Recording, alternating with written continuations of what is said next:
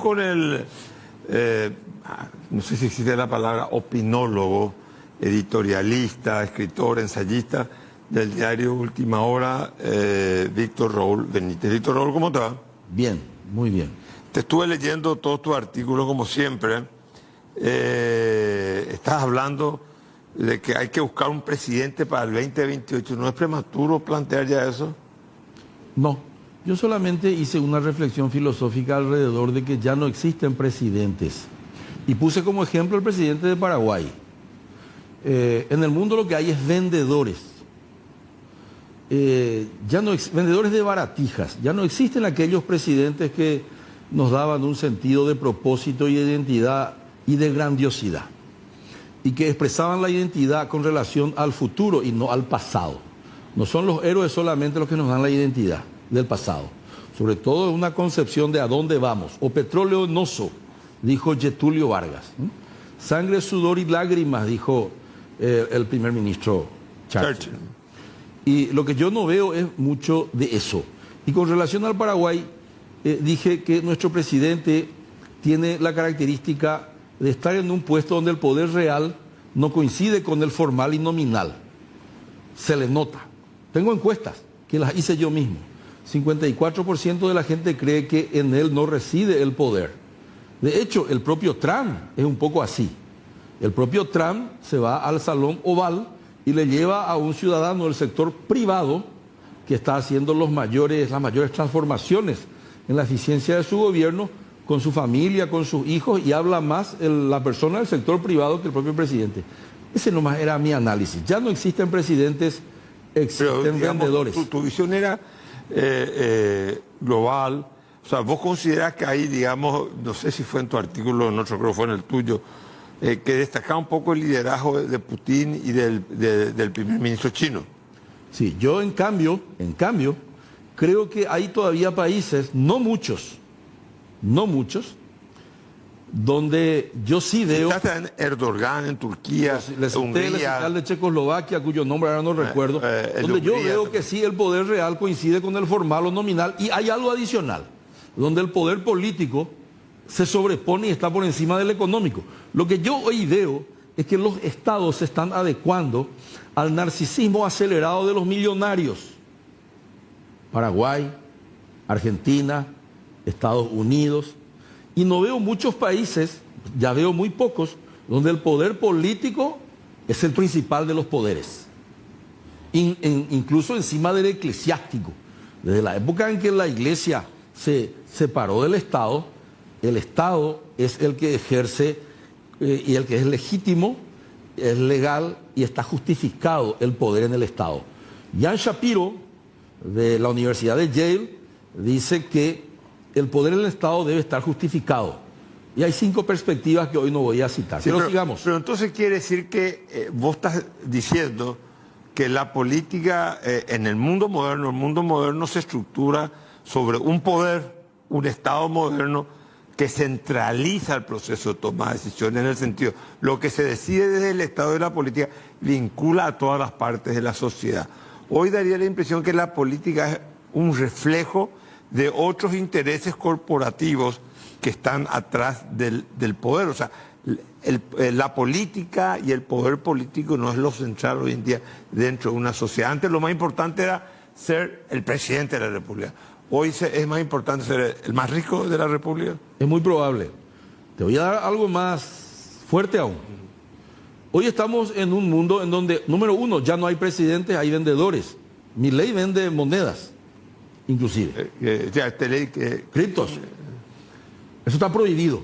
Está prohibido no por las leyes solamente, por la ideología libertaria. Nadie puede influir en el mercado. Nadie que tenga un poder superlativo puede decirle a alguien comprar pesos o comprar dólares. Ni hablo de las criptos, que ya es una estafa. Pero ni eso se puede hacer si somos free to choose, Milton Friedman. Pero vamos a lo otro.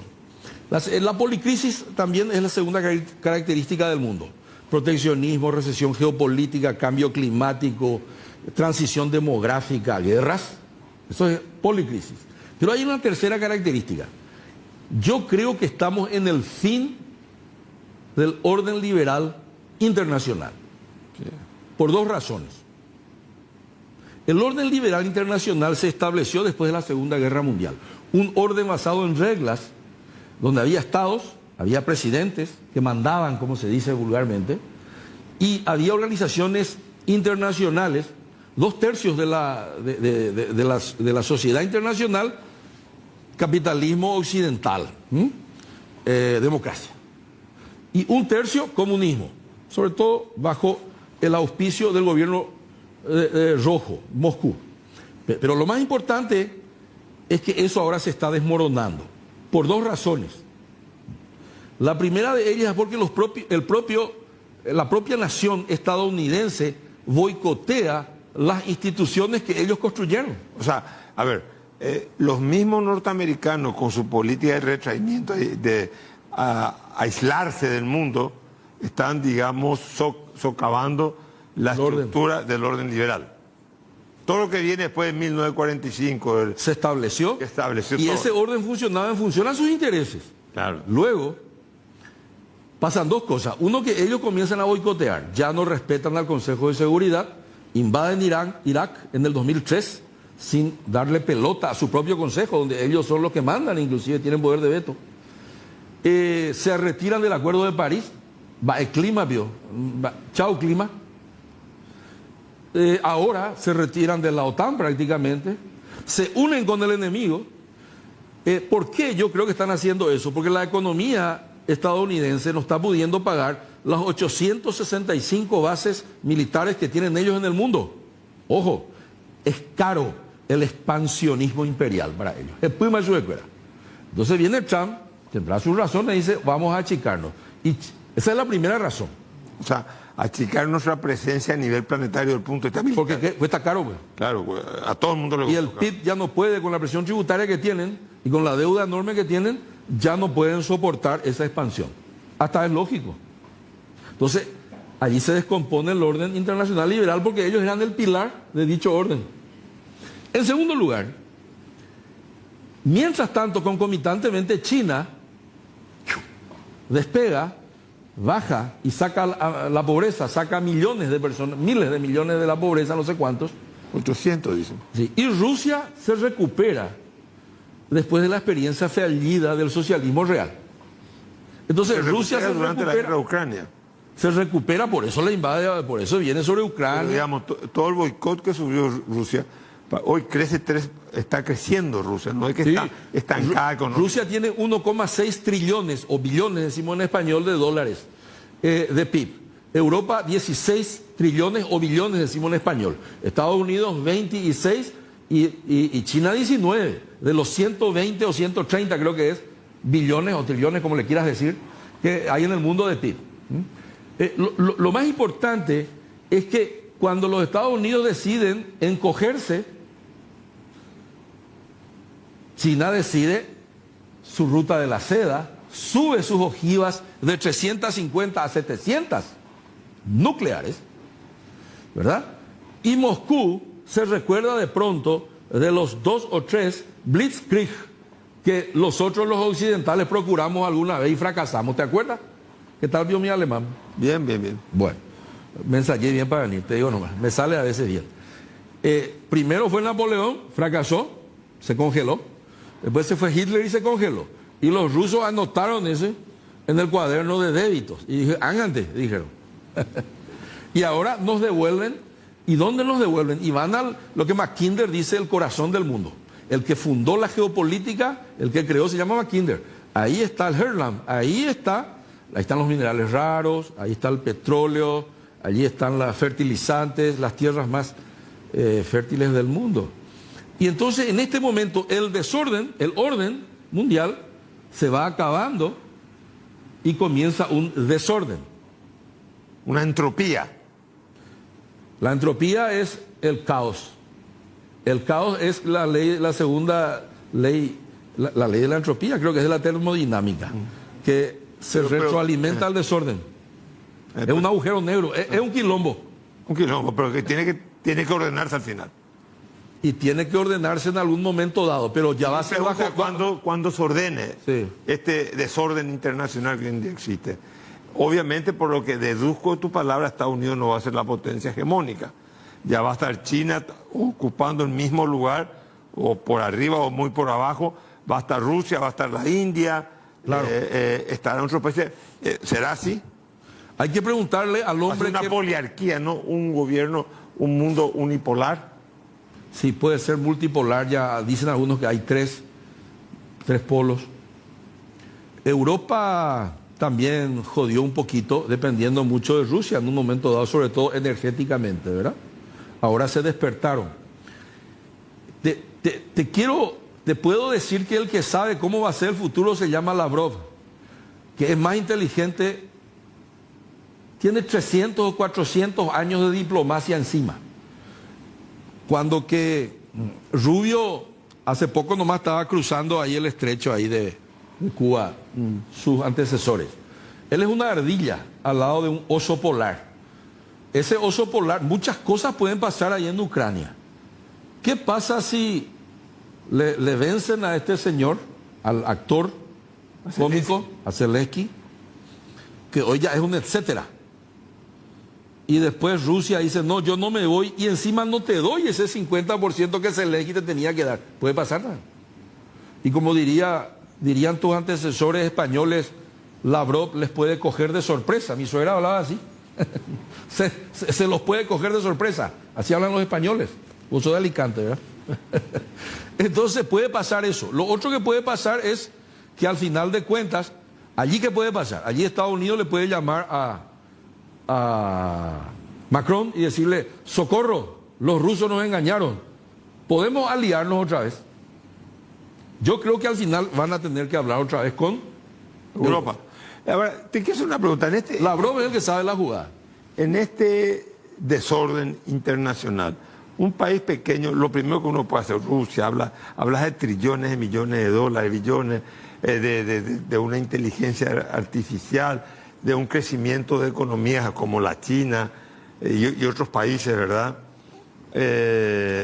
Estuvo ahora en España, en Portugal, en Alemania un poco recesiva, pero vos ves que hay movimiento. Mi pregunta es, el mundo se está moviendo mucho más rápido que antes, los conflictos son vertiginosos. La historia se acelera. Ahora, ¿puede tener el Paraguay en ese contexto, un país tan pequeño como el nuestro, una política exterior autónoma, soberana, o nosotros tenemos que ser el reflejo de lo que decía Trump? ¿Y cómo resolvemos el dilema entre ponernos en el medio entre Brasil versus Estados Unidos? Versus Trump, por sobre todas las cosas. Claro. Sí podemos. Paraguay tiene que tener su sueño paraguayo. Así como existe el sueño americano. Es tener añoranza por una situación en la cual nunca estuvimos. Y eso nos falta. Le acabo de escuchar acá a Federico. A Federico el primo. Le escuché recién a Camilo. Nos falta eso a nosotros, mi querido Carlos. Pero para eso tenemos que emularle a Uruguay. Uruguay y Paraguay, geopolíticamente hablando, esta era la geopolítica, son países tapones entre España y Portugal. Paraguay se independizó de España, Uruguay se independizó de Portugal, no se olvide, no te vayas. Claro. Eso es se abrieron de la provincia de Río Grande do Sul. Eso es lo que una vez me dijo Fernando Enrique Cardoso. Con Paraguay, eso no era nuestro, pero Uruguay era nuestro. Claro. Y termino. Uruguay es una ficción jurídica, un país de mentira, me dijo hace poco unos uruguayos. Estuve ahora en las vacaciones allá. Pero que funciona. Y vosotros los paraguayos sois un país de mentira también. Geopolíticamente hablando, un accidente. Solo para que los dos nos choquen nomás. Pero que no funciona. Con los líderes que hoy tenemos no hay caso. Porque la grandeza de un país que geopolíticamente es pequeño no se da luego por la extensión de sus territorios, ni por su ejército, sino que se da por la profundidad de las raíces morales de quienes gobiernan ese país. Nosotros no tenemos ni alternancia, Uruguay tiene alternancia. Sí, ahora lo que... ¿Verdad? No, la izquierda no hay. Claro, pero yo hablo con los conservadores uruguayos y le digo, ustedes están preocupados, escribí en mi artículo, no estamos. ¿Por qué? Y porque la alternancia es más importante que la calidad, la santidad y la pureza química de los candidatos. Nosotros pues... Por ejemplo, en la oposición, a vos y a mí que somos opositores, nos piden santidad, castidad, ¿verdad? Y después le votan a Lalo, pero eso nos piden a nosotros, ¿verdad? O sea, a vos y a mí jamás vamos a poder llegar, Porque quieren que vos seas casto, santo y puro químicamente. Y yo por lo menos no soy, no sé vos. Te casaste 5 veces. ¿Eh? ¿Cuántas veces te casaste? Vos te casaste 5 No, yo 2 veces no. Bueno, pero sobre el punto, hey, la última cosa sea, viejo, yo no soy ni casto ni puro. Y cambio para votar yo tengo amigos colorados, me dicen, no, yo desconfío de ustedes porque no son puros ni no son santos. Y yo le digo, no importa. La alternancia es más importante que la castidad, porque la alternancia permite la accountability. Viene otro y aunque sea por malo, le controla al otro. Que le controla. Le controla al otro. Me dijeron los uruguayos, no estamos preocupados. Porque si estos zurdos hacen macanada, nosotros dentro de 4 años le sacamos y le vamos a castigar o vamos a corregir la macanada. Así como las macanadas que hicimos nosotros, esto van a corregir. Entonces yo le digo a los paraguayos, apuesten a la alternancia. Porque ellos no tiene ningún sentido que digan, vamos a esperar que llegue un casto, un puro y un químicamente santo. No, vamos a traer nomás otro bandido. Estoy exagerando, la metáfora. Porque ese bandido por bandido le va a controlar al otro y ustedes se van a enterar quién es más bandido. Y ahí el bandidaje va a mermar. Pasó con Lalo. Este es un problema entre colorados y el país va a salir ganando. ¿O no? ¿Por qué va a salir ganando el país? Porque la transparencia disminuye el grado de corrupción. Klitgard, corrupción es igual a monopolio del poder más impunidad menos transparencia. A mayor transparencia, menor corrupción. Y el caso, o sea, Robert Klitgard. Sí, pero lo de Lalo Gómez, o sea, las publicaciones de los chats, quiere decir. Claro. No el hecho de la muerte en sí mismo. No, yo hablo de la publicación de los chats. Eso se llama iatrogenia, el mal que te hace bien. Eso es un mal que hoy le está haciendo bien al Paraguay. Pero ¿no te parece a vos que los escándalos vienen explotando, se hacen públicos, cobran, nace un escándalo?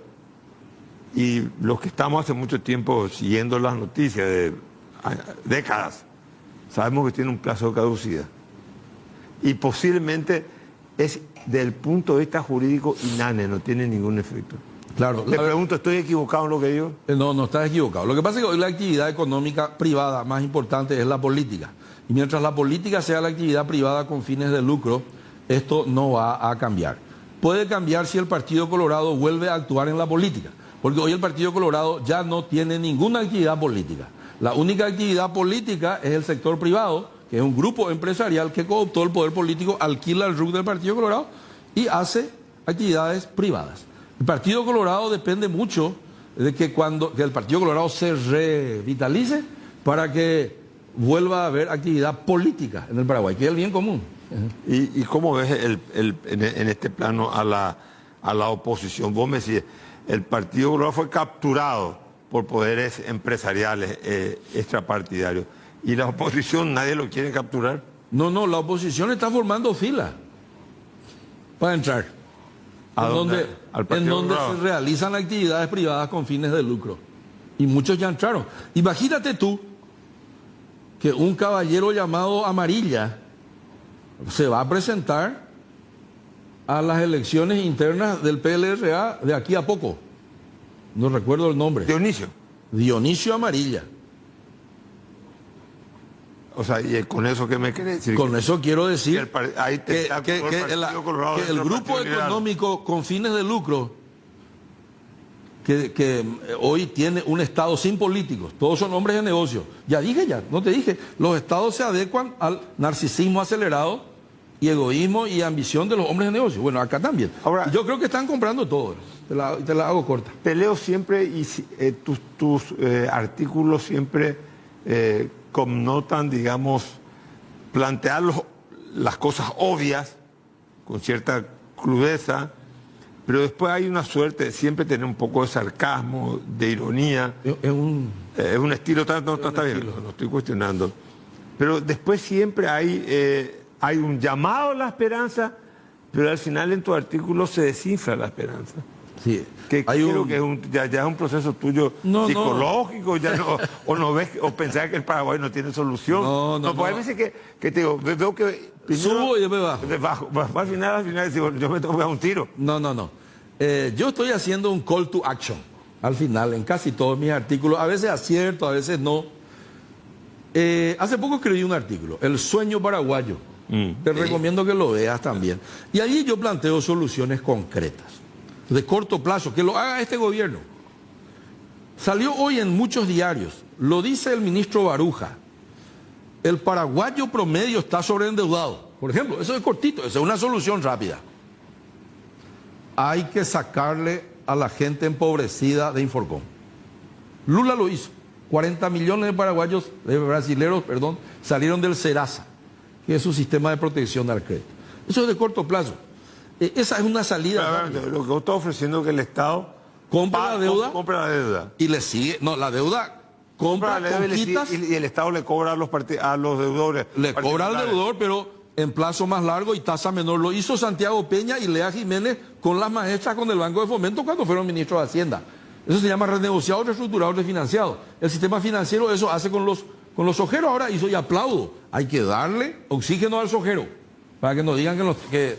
Pero así como le damos al sojero 3R, se dice eso técnicamente, vamos a darle 3R al empobrecido. Porque acá hay más gente luego que acá. Y si a esto vos le das oxígeno, a las pymes, y eso que están todos en Inforcom por 1 millón de guaraníes, por 500.000 guaraníes, lo sacás a esta gente de una esclavitud o de una cárcel. ¿Cuánto costaría eso? No sé.